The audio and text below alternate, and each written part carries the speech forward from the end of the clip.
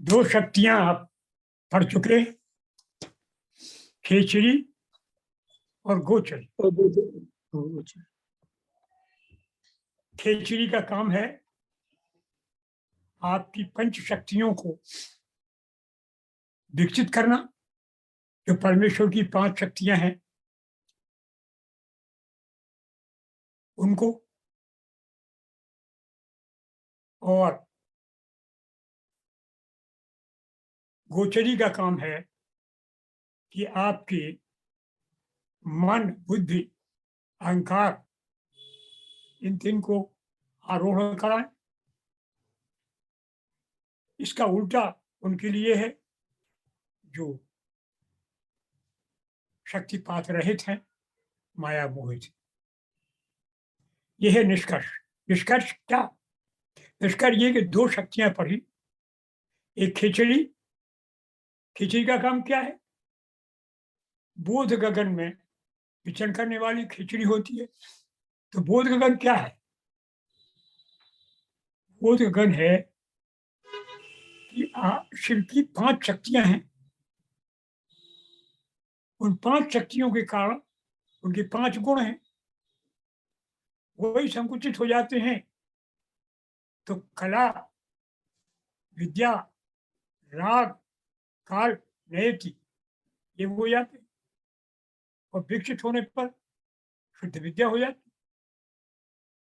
इनको वे शुद्ध विद्या, कला, इन सबको भी फैला देती है, बोध को, ऊपर को, अणुओं को। जो जो लोग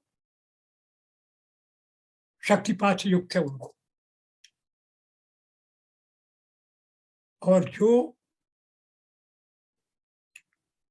शक्तिपात से रहित है उनको और सीमित कर देती है, जगड़ जाती है। वे कला की विकसित नहीं होती, विद्या भी विकसित नहीं हो पाती, जितनी है वो भी नहीं विकसित होती। ये 5 और संकुचित होती चली जाती। ये करती है नंबर 1। 2 क्या करती है? दूसरी करती है 3 का, मन, बुद्धि, अहंकार। मन को किया तो फिर उसके जो संकल्प हो गए वो उत्कृष्ट कोटि के हो गए, प्रभु की तरफ को। बुद्धि होगी तो वो ही निर्णय होगी, और अहंकार होगा तो प्रभु का होगा। ये तीनों, ये गो, ये गोचरी है। सार तो यही है इंद्रियों का। इंद्रियों के साथ 3 है, तो अष्टक में आप पढ़ चुके हैं, मन, बुद्धि, अहंकार। अब 2 बची, तो दिक्चरी की चर्चा हो रही। दिक्चरी क्या है? दिक कितनी है? दिक माने दिशाएं, 10। तो 10 इंद्रियों, दिक्षुचो दशसु, दिशाएं 10 है।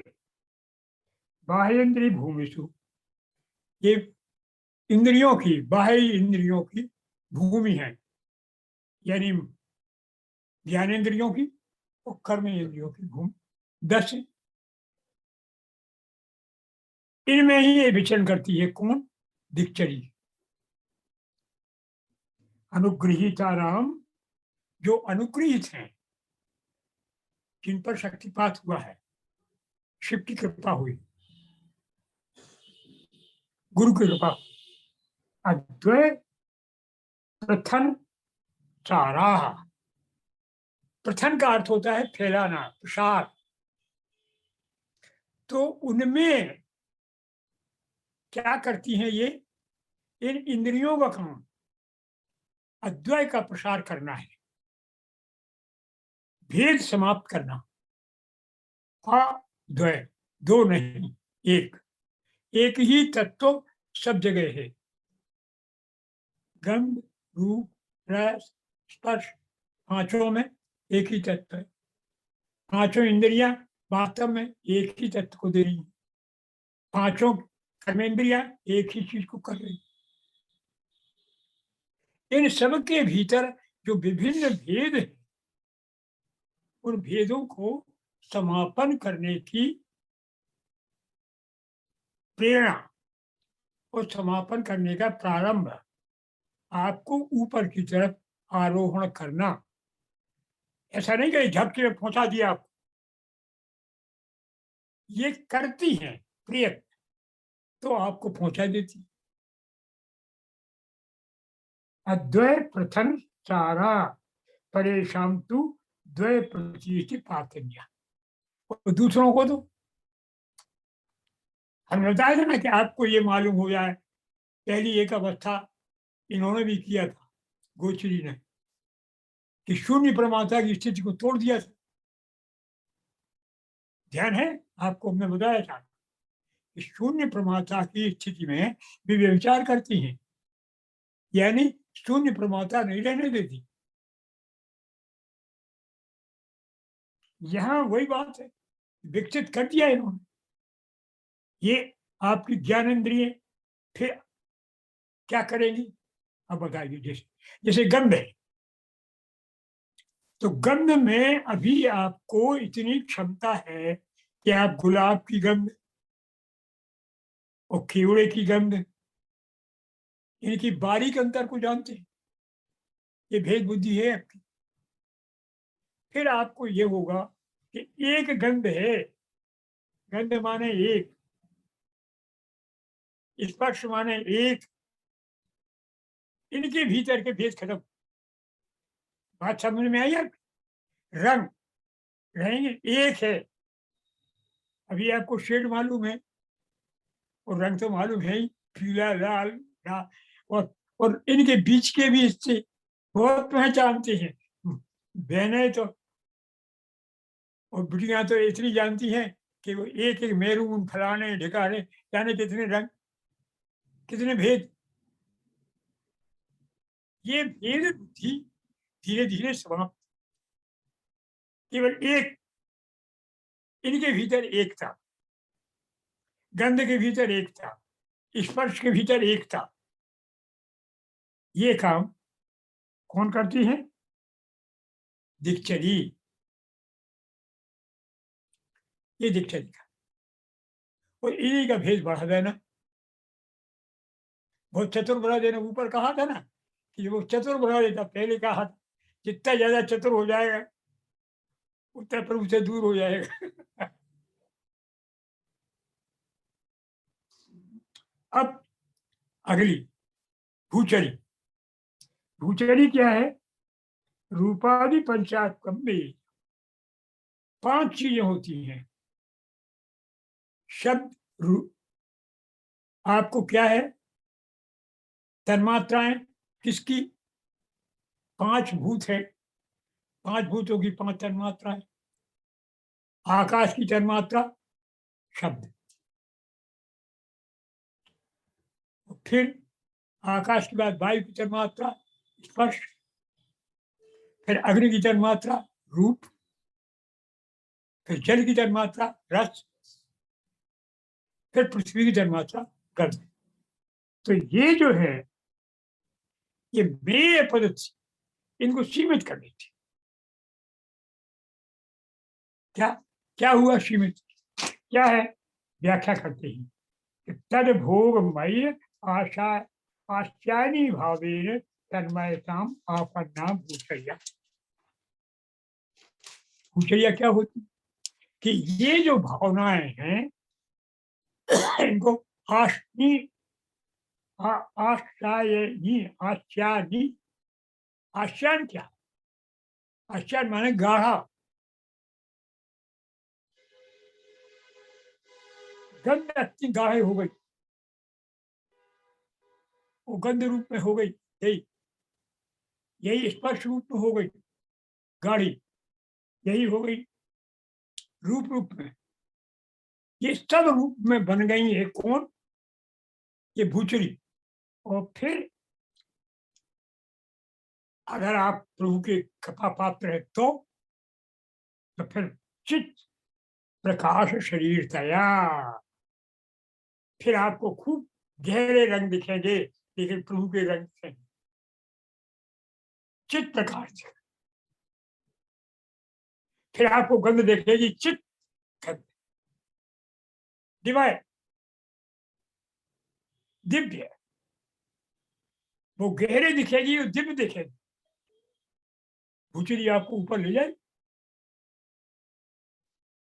जमीन से आसमान तक पहुंचा देगी सीधी।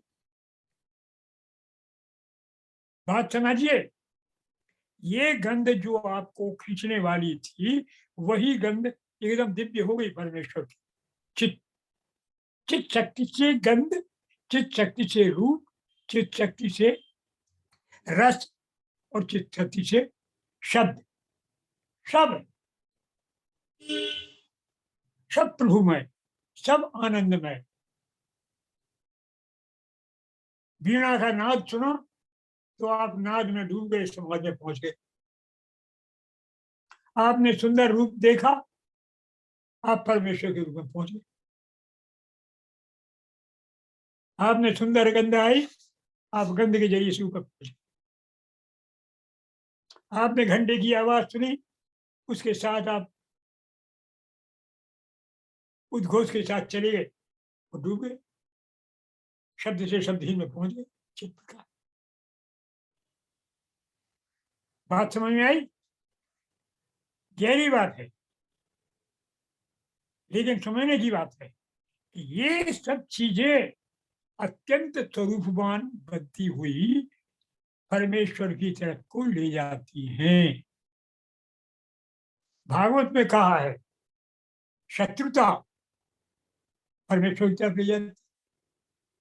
काम, क्रोध, लोभ, मोह, सारे विकार कहाँ चले जाते हैं?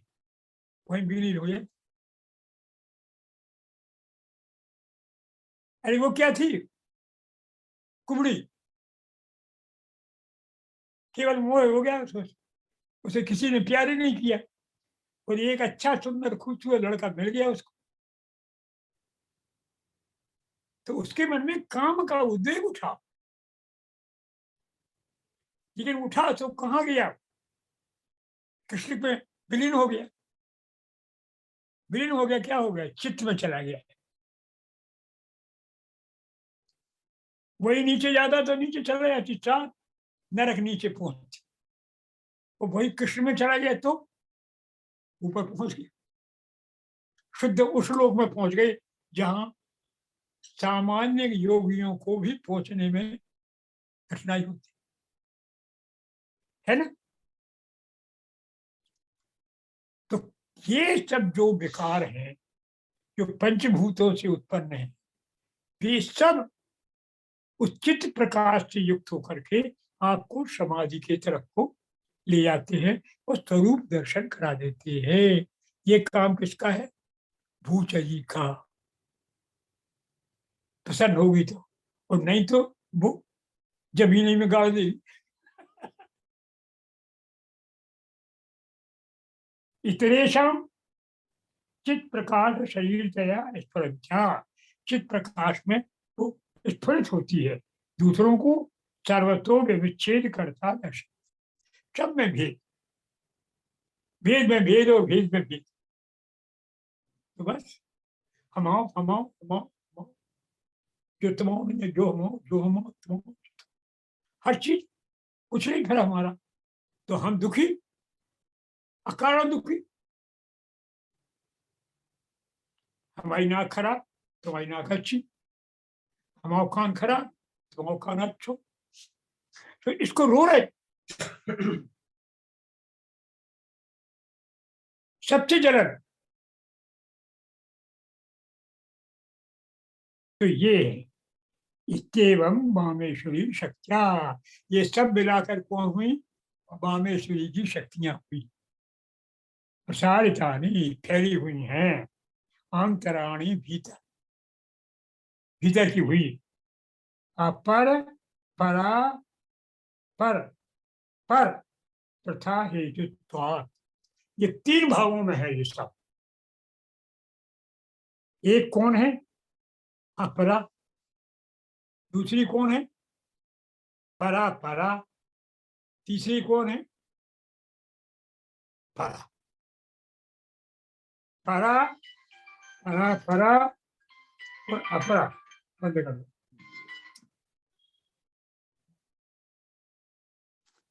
परा परा परा अपरा, 3 भागों में विभाजित।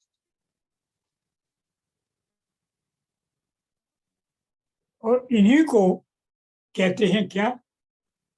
अघोर, घोर घोर, घोर घोरता।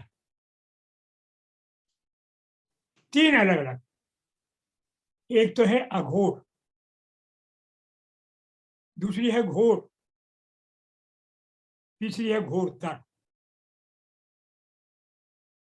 ये नाम निरुक्तानी के नाम कहे जाते हैं। अब देखिए कौन है अघोर? कौन है अघोर? है वो खे। अघोर वो है जो ऊपर ज्यादा काम कर रही है। इन्हीं के भेद हैं कि अघोर वे है जो ऊपर को काम कर, और घोरतर वे है जो नीचे इस तरह काम, और बीच की वे है कि मौका पड़ता है तो ऊपर कर देती मौका पड़ता तो नीचे कर देती। ये इनके भेद है। यही 4 है। ये 4 है। 4 की हर एक के 3 भेद है। खिचड़ी में घोर है, अघोर है और घोरतर है। इसी तरह गोचरी में घोर है, अघोर है और घोरतर है। इसी तरह भूचरी में है। सब में 3 4 में 3 तो कितने हो गए? 12 हो गए। तथा विद वीर व्रात सहिताने, और इनके साथ साथ रात ज्यादा नहीं जगा करो ससुराल में। ससुराल में हमेशा सन्नत रहना चाहिए, नहीं तो आलस आता है।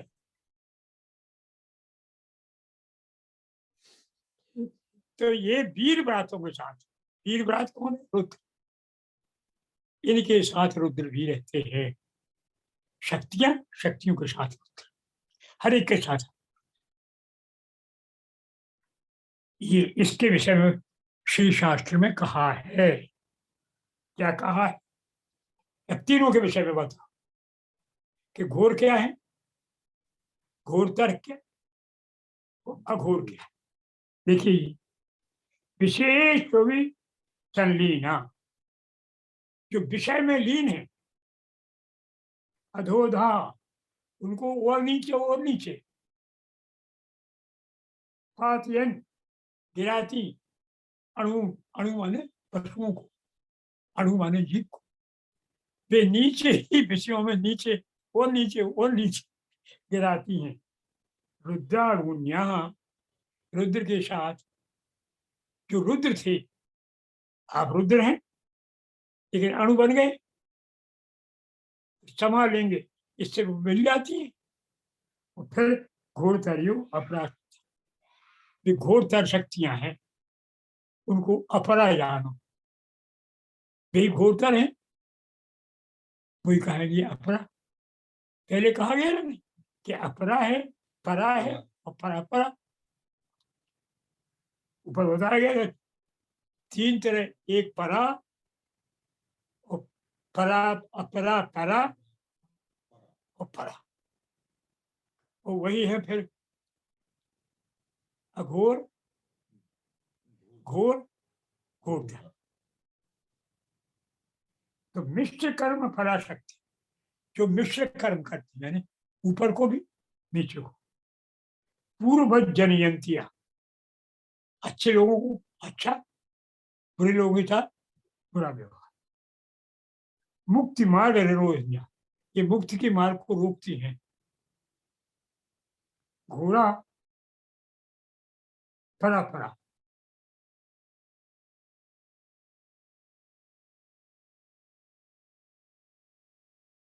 ताशु घोड़ा, ये घोड़ा है, ये परा परा है। पूर्व जंतु जात,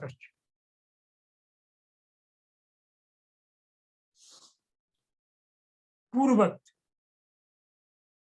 पशु है उसको शिव धाम फलप्रदा, उसको शिव भाव पहुंचा देती। अणु को जो शिव भाव में पहुंचा दे, परा, ये परा प्रकृति था, उनको परा कहते। तज्जई अघोरा शिव शक्तिया, उनको अघोर कहा जाता है, शिव शक्ति। समझ में आ गया ना कि जो शिव के धाम को आपको पहुंचा दें, वे शक्तियां कौन है? घोर। और उसी को कहते हैं क्या? परा। जो शिव को तात पहुंचा दें और नीचे भी गिरा दें तुम्हें, उनको क्या कहें? घोर। और उन्हीं को कहेंगे परा परा। ये परा परा दोनों हैं। और तीसरी, वे जो नीचे ही पहुंचाएं, वे घोरतर है। ये क्या है? घोरतर है। और उनको क्या कहते हैं? अपरा। बात समझ में? यही पर पूरा हो गया। तो कौन कौन हो गए? शक्तियां तीन। कौन कौन? परा, परा परा अपरा और अपरा। जी। परा शक्ति कौन है? अघोर। जी। परा शक्तियों को क्या कौन कहलाते? अघोर। घोर। परा शक्तियां अघोर है, अघोर। और परा परा कौन है? घोरा घोर। घोर। परा परा है घोर। और जो अपरा है, वो है घोर। वे कौन है? घोरतर। घोरतर। जी। अघोर है परा, जी। और परा परा है घोर, और घोरतर है अपरा। समझ में आ गया? तीन शक्तियां, तीन रूप, ये तीन हर एक के भीतर भेद है। तीन तरह के आंतरिक रूप से यहाँ आज का ये संपन्न होता है। ओम नमः शिवाय। ओम नमः शिवाय।